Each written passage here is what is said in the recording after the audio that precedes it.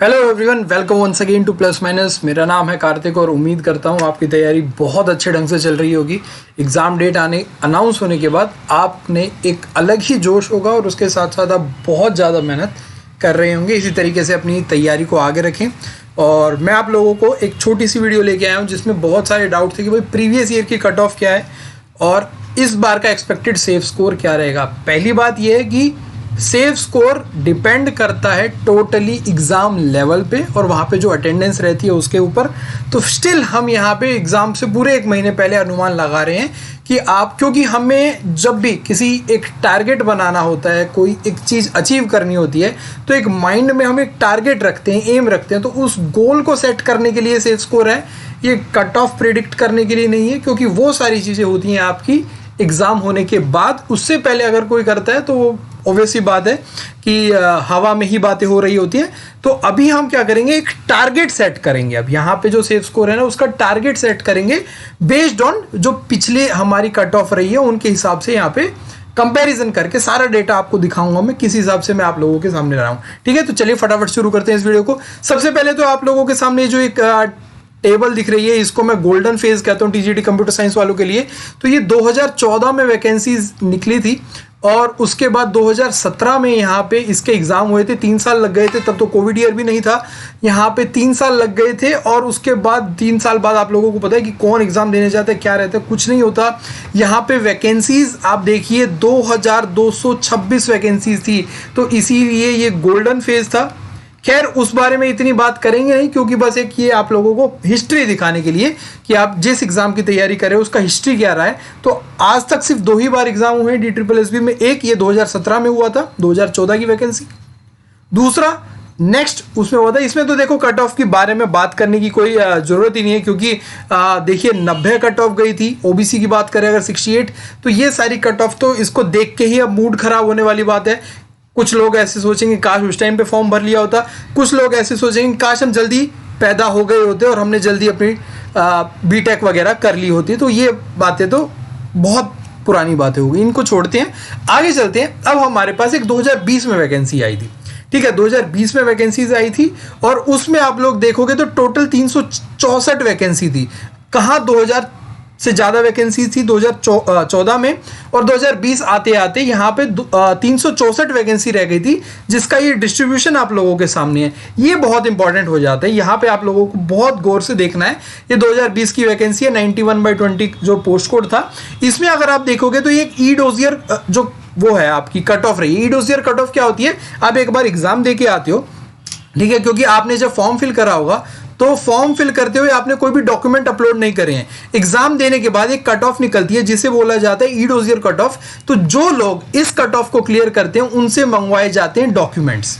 ठीक है, उनसे मंगवाए जाते हैं उनके डॉक्यूमेंट्स, उनकी जो एजुकेशनल डॉक्यूमेंट्स हैं, कैटेगरी वाइज उनके जो कास्ट सर्टिफिकेट्स हैं, रेजिडेंशियल प्रूफ वगैरह जितने भी डॉक्यूमेंट्स हैं वो सारे मंगवा लिए जाते हैं ई डोजियर, यानी कि ये ऑनलाइन ही अपलोड करने होते हैं, फिजिकल वेरिफिकेशन नहीं होता है। तो इस डॉक्यूमेंट में जो जो कमियां होती हैं DSSB उन्हें बताता रहता है कि भाई 3 चांस देता है, यहाँ पे भी एक टाइम लिमिट देता है, उसके बाद 3 चांस देता है DSSB।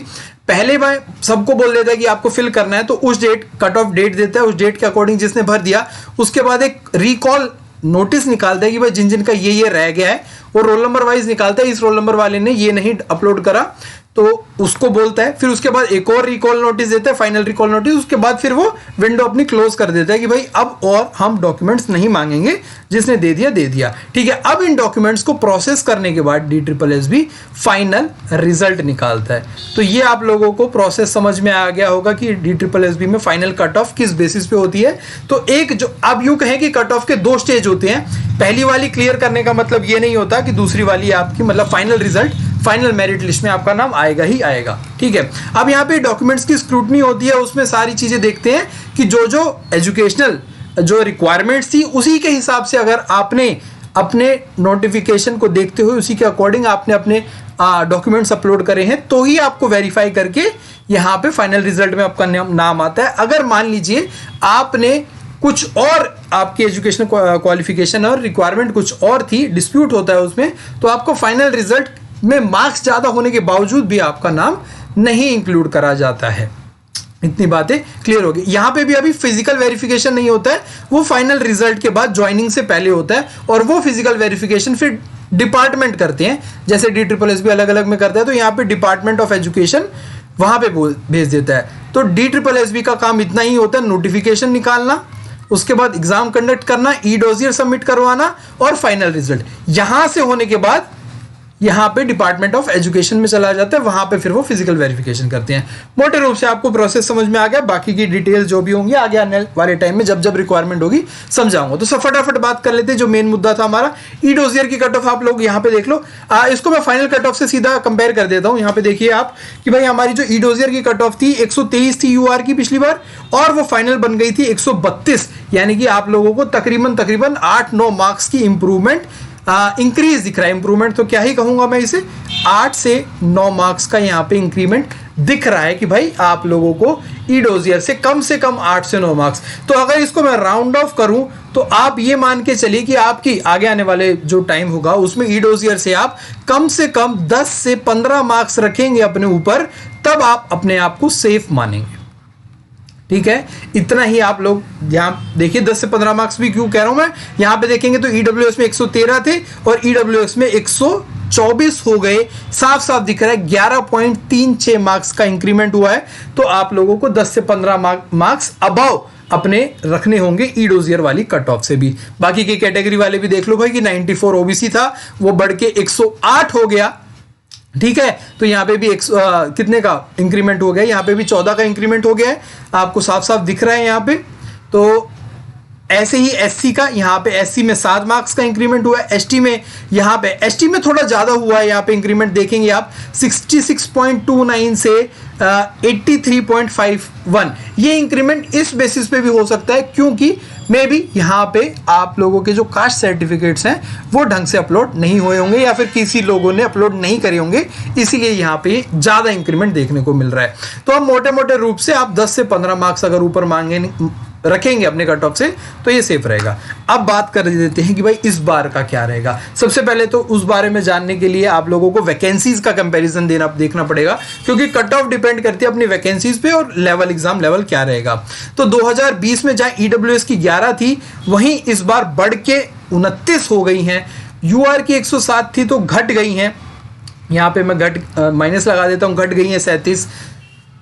ओबीसी 140 थी, ओबीसी बहुत कम हो गई है, 19 यहाँ पे भी घट गई हैं। एससी 20 थी, एससी 19 है, वही रहा है, डैश डाल देते हैं हम, कुछ भी नहीं बढ़ा घटा। यहाँ पे हम पॉजिटिव लगा देते हैं। पॉजिटिव नेगेटिव क्यों लगा रहे हैं वो मैं आपको बता दूंगा अभी। ठीक है, एसटी तो देखिए बिल्कुल ही कम हो गई है, 86 से सिर्फ 2 ही रह गई है। मैसिव ड्रॉप यहाँ पे देखने को मिला है। टोटल 364 से 106 वैकेंसीज आ गई हैं। अब यहाँ पे देखिए टाइम बढ़ गया है, टाइम इन सेंस कि लोगों में अवेयरनेस आ गई है इस एग्जाम को लेकर, एक फैक्टर ये है। दूसरा, वैकेंसीज कम हो गई है। तो एक अगर कोई भी नॉर्मल इंसान को बोलें कि भाई अगर आपके सामने ये सिनेरियो रखें तो आपको क्या लगता है कि क्या रहेगी कट ऑफ, तो वो इंसान भी यही बोलेगा कि एक तो अवेयरनेस ज़्यादा हो गया है, दूसरा वैकेंसीज कम हो गई हैं, तो यहाँ पे कट ऑफ आपकी बढ़ने वाली है। इस बात को आप ध्यान रखना। कट ऑफ आपकी बढ़ेगी, पिछले बार के मुकाबले ज़्यादा होगी कट ऑफ, उस हिसाब से आपको अपना सेफ स्कोर बना के रखना है। ठीक है, तो अपना टारगेट क्या सेट करना है भाई। टारगेट में आपको एक रफ एस्टिमेट दे देता हूँ यहाँ पे कि भाई ईडब्ल्यूएस की देखा जाए तो वैकेंसीज बढ़ी हैं, तो आप मान के चलिए अपना टारगेट बना के रखिए 125 मार्क्स का, 110 से 125 मार्क्स के, 115 से 125 का यहाँ पे टारगेट बना के चलिए। यूआर के लिए मैं कहूँगा कि भाई 150 या फिर 150 प्लस यहाँ पे आप लोग अपना टारगेट बनाइए, 150 प्लस टारगेट बनाइए। अगेन मैं कह रहा हूँ ये सेफ स्कोर आपकी फाइनल कट ऑफ के हिसाब से थोड़ा प्रेडिक्ट करने की, टारगेट बनाने की कोशिश है हमारी।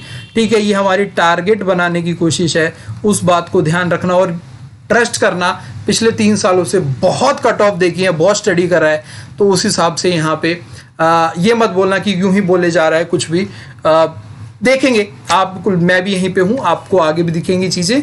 तो यहाँ पे आप लोगों के लिए कट ऑफ हाई रहने वाला है। अगेन यहाँ पे फिर से मैं 4 मार्क कर दिया है कि भाई डिपेंड्स ऑन एग्जाम लेवल। बहुत हार्ड आ गया तो ऑब्वियस ही बात है भाई, बहुत ज्यादा हार्ड आ जाएगा तो कट ऑफ कम भी हो जाएगी, पिछली बार के मुकाबले कम। यहाँ तक कि 2014 वाला जो लेवल था वो भी अचीव हो सकता है कि भाई 90 कट ऑफ चली जाए, कि इतना हाई लेवल आ गया एग्जाम का कि 90 कट ऑफ, बच्चों से पेपर हो ही नहीं रहा है, वो कंडीशन भी हो सकती है, मार्क्स ही नहीं आएंगे तो कट ऑफ कम हो जाएगी। तो ये जरूरी नहीं होता, अवेयरनेस वगैरह बढ़ गई है तो अपना वो भी, क्योंकि कट ऑफ डिपेंड क्या होती है, कट ऑफ होती क्या है एक्चुअली में, ये भी जान लीजिए आप।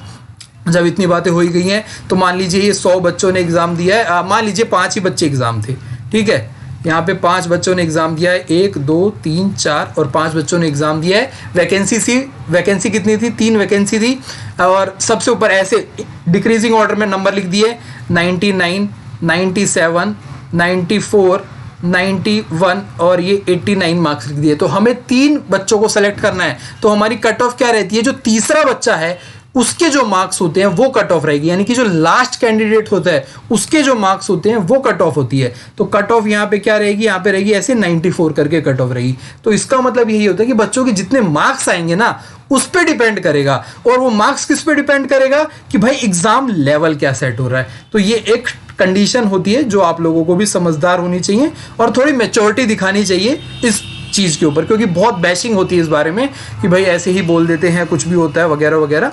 तो इस बात को आप लोगों को समझना चाहिए, ठीक है। तो अपना टारगेट क्या सेट कर रहे थे हम, यूआर का 150 प्लस टारगेट कर रहे थे। मेरा मानना यही है कि अगर आप 150 से 55 तक 155 तक अगर अपना टारगेट रखेंगे तो भगवान अगर आपकी सुनेगा जरूर और एग्जाम क्वालिफाई जरूर होगा, इस सेफ स्कोर को मान के इस टारगेट को रखेंगे। तो ओबीसी में भी आप लोगों को काफ़ी अच्छी खासी इंक्रीमेंट देखने को मिलेगी, 108 से बढ़कर ये मेरे ख्याल से आपका टारगेट जो रहना चाहिए वो 125 से 135 का टारगेट रहना चाहिए ओबीसी वाले कैंडिडेट्स के लिए, ठीक है। पिछली बार 108 गई थी, उसको मत मानना, उससे बढ़ेगा क्योंकि वैकेंसी बहुत कम हो गई है। पिछली बार 140 थी ओबीसी में, अब सिर्फ 19 है। ये 135 से बढ़कर अगर आप टारगेट 150 के अराउंड यानी कि 140 145 के अराउंड भी रखोगे तो भी इसमें कोई गलत बात नहीं होगी, क्योंकि जितना मार्क्स आप यूआर से ही कंपीट कर रहे हो एक तरीके से, ये मान के देखो अभी जो एसएससी सीजीएल का आप लोगों ने देखा होगा उसमें ओबीसी और यूआर में कोई फर्क नहीं रहा था कट ऑफ में। तो ये चीज़ भी आप लोगों को ध्यान में रखनी है। तो आप अपना ज़्यादा से ज़्यादा ही अब इस बात को छोड़ देना कि हमारी तो कैटेगरी है, मार्क्स कम भी आएंगे तो भी चल जाएगा, क्योंकि वैकेंसी बहुत कम है। उस हिसाब से आप ज़रूर इसको 140 145 तक पुश करने की कोशिश करना, इससे ज़्यादा आ जाएंगे तो बहुत अच्छा, बट इतने तो आप लेके ही आए मार्क्स, ठीक है। एससी एसटी की अगर बात करें तो यहाँ पे वही भाई एससी की बात करें 110 से 115 की कट ऑफ, क्योंकि एससी में लास्ट टाइम 20 वैकेंसी थी, इस बार 19 वैकेंसी है, तो लगभग उतनी ही कट ऑफ रहने की अनुमान है। तो 110 से 115 आप लोग यहाँ पे सेफ स्कोर अपना मान के चलें। एसटी वालों के लिए मेरे पास अभी जवाब नहीं है, क्योंकि यूँ मानिए कि 86 से बिल्कुल 2 हो गई है, तो अब यहाँ पे कहाँ तक जाएगी। हो सकता है कि वो एससी के लगभग कट ऑफ चली जाए, तो यहाँ पे आप लोग भी अपना सेफ स्कोर इतना ही बना के रखना भाई, इससे ज़्यादा भी हो सके, क्योंकि सिर्फ 2 ही वैकेंसीज हैं। आप देख रहे हैं ना कि लास्ट टाइम 86 थी और वैकेंसीज कितनी है आपकी, अब 2 हैं। तो आप उस हिसाब से अपना देखें कि सिर्फ 2 वो बच्चे होंगे जिनके सबसे ज़्यादा मार्क्स होंगे एसटी कैटेगरी में, तो वो पढ़ने वाले बहुत हो सकते हैं और उनकी अच्छी खासी बैकग्राउंड हो सकती है इस फील्ड में और वो मार्क्स अच्छे स्कोर कर सकते हैं, तो यहाँ पे उनको फ़ायदा मिलने के चांस रहेंगे, ठीक है। हाँ, वो बात अलग है कि जैसे जैसे वो कट ऑफ आगे बढ़ती जाएगी तो वो यूआर में शिफ्ट होते जाएंगे, बट स्टिल आप लोग ये मान के चले कि वैकेंसीज बहुत कम है, तो अपने आप को ये मत मानना कि हमारा तो हो ही जाएगा। ये किसी भी कैटेगरी वाले स्टूडेंट को दिमाग में नहीं लाना है, क्योंकि वैकेंसी कम है। बार बार बोल रहा हूँ, 20-25 बार बोल चुका हूँ कि वैकेंसी कम है, इसीलिए बात ध्यान रखना, ठीक है। उम्मीद करता हूँ कि एक आप लोगों को एक टारगेट बनाने में हेल्प मिली होगी इससे, और थोड़ा डिसअपॉइंट मत होना कि भाई इस बार बहुत ज़्यादा कट ऑफ जाएगी। Again depends on exam level, again depends on the that particular day, उस दिन कैसा है आपका, आपने जो पढ़ा था वही एग्जाम में आ गया तो आपके मार्क्स ज़्यादा आएंगे, आपकी कट ऑफ क्लियर होगी। तो अभी दिमाग में ज़्यादा बर्डन नहीं लेना है, टारगेट जरूर सेट करना है, बट पागल नहीं होना है, अपने आप को डिप्रेस नहीं करना है कि मेरे तो मार्क्स नहीं आ रहे, मैं इतने तक अचीव कर पाऊंगा या नहीं कर पाऊंगा। अपना बेस्ट देना है, गिव योर बेस्ट। बस दिमाग में थोड़े से एक कॉर्नर में, दिमाग में भी मत रखो, एक पेपर पे लिख के रख लो कि मेरे को ये टारगेट तक पहुंचना है किसी भी कीमत पे। जहां तक आप पहुंचोगे वो आपका बेस्ट होगा और पढ़ाई कभी वेस्ट नहीं होती। तो ये बात दिमाग से निकाल देना कि भाई मैं इतनी मेहनत करूँगा और उसके बाद भी मेरा अगर सेफ स्कोर के आसपास नहीं पहुँच रहा हूँ तो मैं क्या फ़ायदा होगा। पढ़ाई कभी वेस्ट नहीं होती, इस बात को ध्यान रखना। चलिए, बहुत सारी बातें करी आप लोगों से, काफ़ी दिनों बाद इतना खुल के बात करी है, और वो सीधा यूट्यूब प्लेटफॉर्म पे आके सीधा खुल के बात करना थोड़ा इस पर्टिकुलर टॉपिक पे एक ट्रोल्स को इनविटेशन देने के बराबर ही होता है। तो खैर, वो मैं भुगतने को तैयार हूँ, बट मेरी आप लोगों को बेस्ट विशेज़ ही हैं कि अपनी तैयारी जोरों पे रखें। Bye bye, take care. और हाँ, जो भी लोग मॉक टेस्ट देना चाहते हैं, प्रैक्टिस करना चाहते हैं, वो लोग हमारी वेबसाइट पे जाके फ्री मॉक टेस्ट अटेम्प्ट करके देख सकते हैं। और +10 कोड एक आप लोगों के लिए अगर अच्छा ऑफर चल रहा है जिसमें 10% ऑफ मिलेगा। आप +10 कोड यूज़ करेंगे तो उसमें आप लोगों को 10% जो पहले 3-4 महीनों के लिए मिल रहा था वो अब 2 महीनों के पैकेज में आप लोगों को प्राइस में मिल जाएगा 2 महीनों में। ठीक है, आप लोगों के पास इतना ही टाइम बचा है अभी, तो +10 कोड यूज़ कर लेना। जिसको भी रिक्वायरमेंट है, ज़्यादा डिटेल जाननी हो तो ये फ़ोन नंबर है, इस पर व्हाट्सएप कर देना। कॉल मत करना, कॉल नहीं उठा पाऊंगा, व्हाट्सएप का जवाब ज़रूर दूंगा। चलिए, फिर मुलाकात होगी आपसे, तब तक के लिए अपना ध्यान रखें, पढ़ते रहें, मुस्कुराते रहें और टेंशन फ्री रह के तैयारी करें। जैसा बोला है उसको अमल करना, एक पेपर पे लिख के साइड में रख लेना, दिमाग में मत लाना। Do your best. जय हिंद।